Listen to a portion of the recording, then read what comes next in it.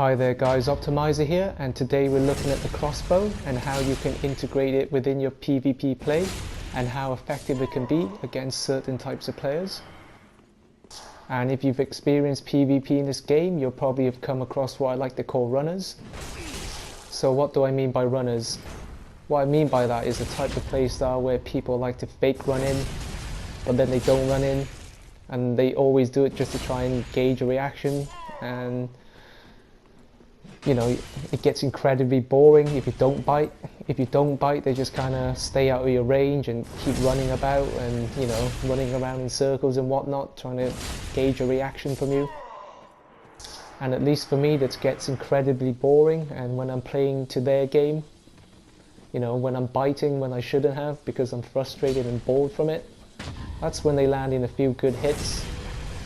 And, you know, it's kind of cheap, but it's a legit tactic. But like everything else, there is a counter to that, and that's a light crossbow. And the other thing the light crossbow is good at is forcing the situation to your advantage.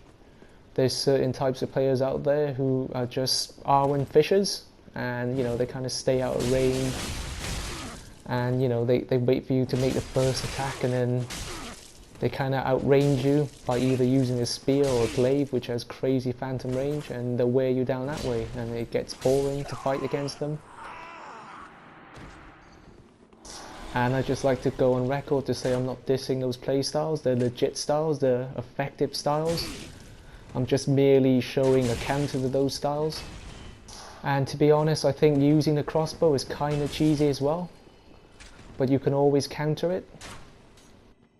So here what we're looking at is typical runner-like style of play. Just run in, run out, quickly get an attack with a thrusting attack. And with a strength weapon, it's incredibly difficult to play against these guys, because you know, they're going to stun lock you with their thrusting attack, and then they're going to do a lot of damage with their dual buff katanas or whatever that he's using there. And to be honest, this guy is prime for parrying because he just keeps doing the same old thing. He doesn't really mix it up. Now that could be, to me, just using the crossbow and kind of forcing the situations, but in reality, a lot of these types of players are incredibly good and they're incredibly hard to read. But as you can see here, the light crossbow, you know, it forces a situation, it forces something to happen, and they become complacent. And here you'll see me come up against a glaive user, and if you ever played against one, typically they like to fish in, you know, they like to fish in an R1 attack, so they kind of stay out of range. What they want you to do is get into range, and they like to take advantage of the phantom range of the two-handed R1. And because the two-handed R1 is incredibly quick, it's, you know, it's harder to read, it's harder to roll, and it just becomes a little bit boring to fight against them. And that battle art spin to win, if it hits you, what they like to do is follow it up with another spin to win, and as you just get up, you get hit again. So, you know, it does a lot of damage when used like that. So as you notice, as soon as I get the crossbow out, he changes his playstyle. I'm forcing him to do something, and he becomes more complacent.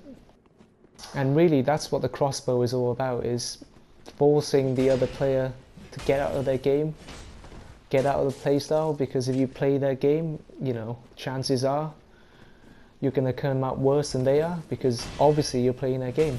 It's as simple as that. And that's it guys, that's just kind of my thoughts on using a light crossbow in PvP situations. So in summary, you can use it to force a change of style on your opponent.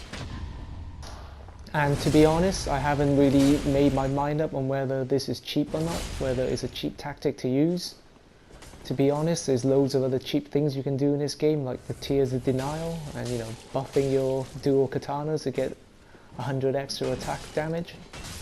But let me know what you guys think. Do you think this is legit? Do you think it's cheesy? Do you think it's cheap? So until the next time, see ya!